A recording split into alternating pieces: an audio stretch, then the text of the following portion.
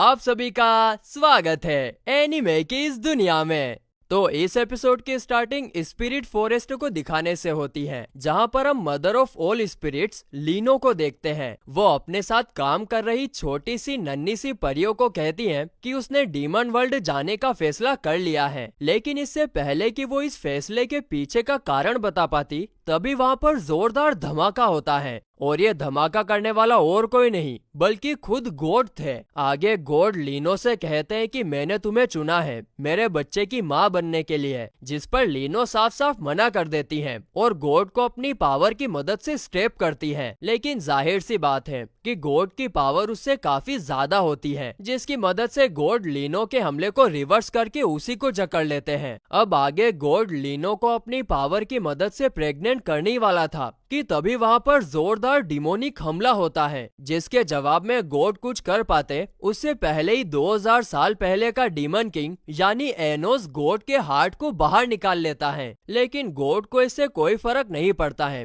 क्योंकि उसके हिसाब से कोई भी गॉड को खत्म नहीं कर सकता है। जिसके बाद एनोस गॉड के हार्ट पर अपनी पावर का यूज करता है, जिससे बचने के लिए गॉड अपनी पावर का यूज करने वाला था कि तभी शीन अपनी तलवार से उसके गले को ही चीर देता है और अब इस जख्म को गॉड तक हील नहीं कर सकता है। अब क्योंकि एनोस ने पहले ही गॉड के हार्ट को डिस्ट्रॉय कर दिया था, तो गॉड वहीं पर वेनिश हो जाता है। जिसके बाद एनोस लीनो से उसके फैसले के बारे में पूछता है, जिस पर लीनो बताती है कि वो डीमन वर्ल्ड आने के लिए तैयार है। जिसे सुनकर एनोस शिन को जिम्मेदारी सौंपता है कि उसको लीनो को सही सलामत डीमन वर्ल्ड में लेकर आना है, क्योंकि लीनो अकेले स्पिरिट वर्ल्ड को छोड़कर डीमन वर्ल्ड में इंटर नहीं हो सकती है। और फिर कुछ टाइम के बाद दोनों डीमन वर्ल्ड के लिए निकल जाते हैं और इस दौरान दोनों के बीच दोस्ती भी हो जाती है, क्योंकि शीन एनोस के कहने पर लीनो के साथ काफी अच्छा बर्ताव कर रहा था और ये बात लीनो को काफी ज्यादा पसंद आती है। जिसके बाद सीन कट होता है और हम एनोस को हीरो कानोन, मदर ऑफ ऑल स्पिरिट लीनो और एक और स्पिरिट गर्ल के साथ बात करते हुए देखते हैं। दरअसल एनोस ने लीनो को यहाँ पर इसलिए बुलाया था ताकि वो हीरो कानून के साथ मिलकर उसे खत्म कर सके, जिससे कि एनोस ब्लैक मैजिक का यूज करके ह्यूमन वर्ल्ड, डीमन वर्ल्ड और स्पिरिट वर्ल्ड सभी को सेपरेट कर सके।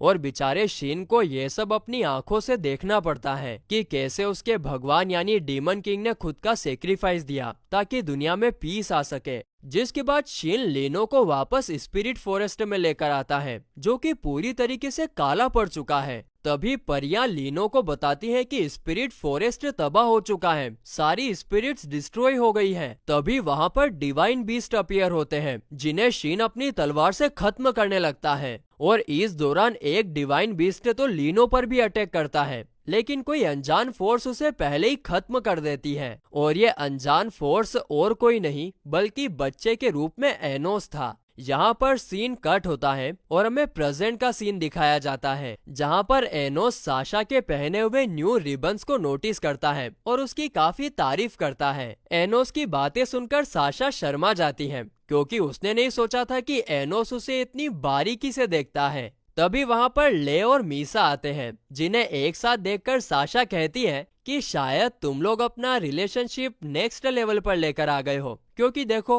अब तुम लोग साथ साथ स्कूल भी आने लग गए हो। जिसे सुनकर मीसा शर्मा जाती है और कहती है नहीं नहीं ऐसा कुछ नहीं है।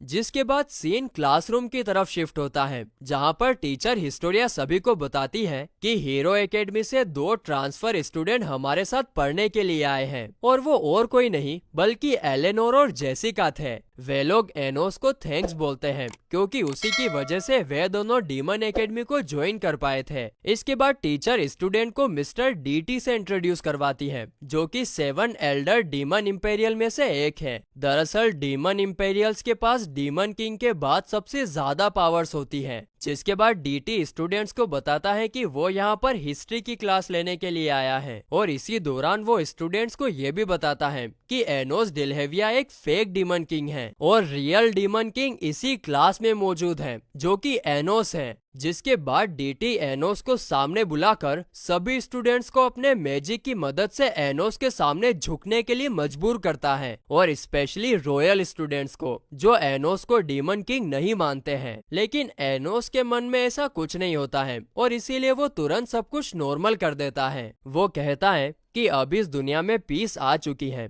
मेरे लिए वही बहुत है। चाहे तुम मुझे डीमन किंग मानो या ना मानो, मुझे इससे कोई फर्क नहीं पड़ता है। साथ ही में एनोस को यहाँ पर यह भी पता चल गया था कि डीटी और कोई नहीं बल्कि वही गॉड है जिसे एपिसोड के स्टार्टिंग में 2000 साल पहले एनोस ने खत्म किया था। लेकिन एनोस के पूछने पर डीटी अभी उसका यहाँ आने का मकसद रिवील नहीं करता है और फिर क्लास लेने लग जाता है। आगे डीटी क्लास में बताता है कि गॉड ऑफ डिस्ट्रक्शन जो इस दुनिया को खत्म करना चाहती थी, उसे डीमन किंग ने अपनी डिमोनिक स्वॉर्ड में कैद कर लिया था और इसीलिए तो आज तक कोई भी डिमोनिक स्वॉर्ड के हमले से नहीं बच पाया है। अब इस बात पर रॉयल स्टूडेंट्स को भरोसा नहीं होता है क्योंकि वो एक गॉड के बारे में बात कर रहा है, जिस पर डीटी सबको अपनी असली पहचान बताते हुए कहता है कि वो खुद एक गॉड है जो दूसरे गॉड्स को क्रिएट करने का काम करता है। अब इस बात पर भी रॉयल स्टूडेंट्स टिप्पणी करने लगते हैं और इसीलिए डीटी उन्हें सजा देता है। साथ ही में डीटी यहाँ पर एनोस को ये भी बताता है कि उसका अंत करने वाला भगवान का बच्चा यानी चाइल्ड ऑफ गॉड इसी एकेडमी में पढ़ रहा है। लेकिन इससे एनोस को कोई फर्क नहीं पड़ता है और वो डीटी से स्टूडेंट्स को आजाद करने के लिए कहता है, जिस पर डीटी कहता है कि मैं अपनी मर्जी से तो उन्हें आजाद नहीं करूंगा, अब मेरे मरने के बाद ही वे लोग आजाद होंगे। हाँ, लेकिन ध्यान रखना कि अगर मुझे कुछ हुआ तो ये दुनिया भी खत्म हो जाएगी क्योंकि इसे मैंने ही बनाया है। लेकिन इससे एनोस को कोई फर्क नहीं पड़ता,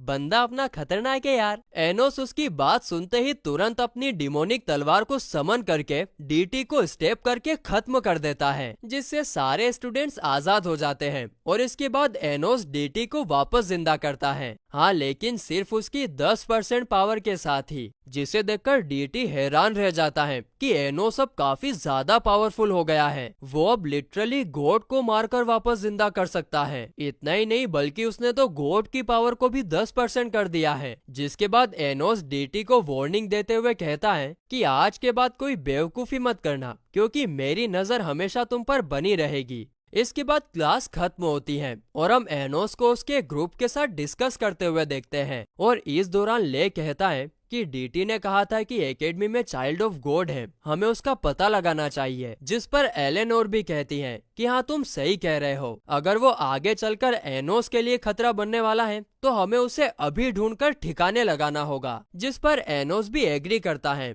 तो ले उसे डिमोनिक आइस का यूज करने के लिए कहता है, जिस पर एनोस कहता है कि इस मामले में मेरी डिमोनिक आइस भी किसी काम की नहीं है और इसीलिए हमें ग्राउंड लेवल पर ही छानबीन करनी होगी। इसके बाद सब लोग ग्रुप में डिवाइड होकर छानबीन करने का डिसाइड करते हैं और एनोस मेलहेस से मिलने के लिए जाता है कि क्या उसे इसके बारे में कुछ पता है या फिर नहीं।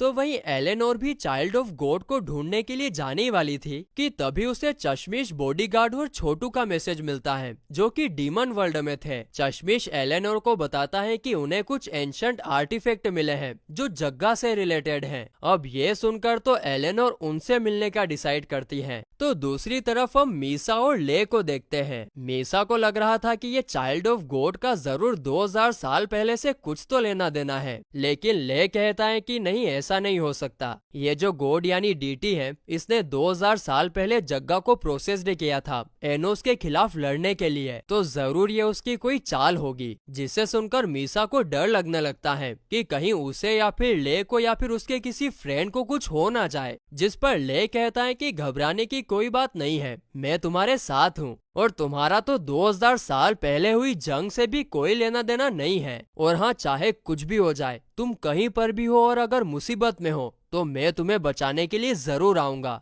और यही सेम प्रॉमिस मीसा भी करती है। हालांकि उसके पास कोई स्पेशल पावर तो नहीं होती है। जिसे सुनकर ले इमोशनल हो जाता है और फिर वो दोनों किस करते हैं। लेकिन कबाब में हड्डी बनकर गेराल्ड नाम का लड़का वहां पर आता है जो उन लोगों को किस करते हुए दूर से देख रहा था। और फिर वो मीसा से कहता है कि मैं यहाँ पर आपके डेट के ऑर्डर पर आया हूँ। तो वहीं दूसरी तरफ एनोस फैन क्लब की लड़कियों को खुशखबरी देता है कि मैनेजमेंट वाले उसके सेकेंड री इनकारनेशन की खुशी में एक काफी बड़ी सेरेमनी करने वाले हैं और उसमें तुम लोगों को मेरे लिए गाना गाना होगा। जिसे सुनकर तो फैन क्लब की लड़कियां काफी खुश हो जाती हैं। तभी साशा एनोस को बताती है कि रेविस्ट पर किसी ने अटैक किया है और मीशा उसे ठीक कर रही है। आगे पूछने पर रेविस्ट बताता है कि एज ऑफ केओस यानी रिनका नाम की लड़की ने टीचर हिस्टोरिया को किडनैप कर लिया है। उनके यहाँ से जाने से पहले मैंने टीचर पर ट्रैकिंग मैजिक का यूज किया था जिससे तुम लोग उन तक पहुँच सको। ये सारी बातें सुनते ही एनोस समझ जाता है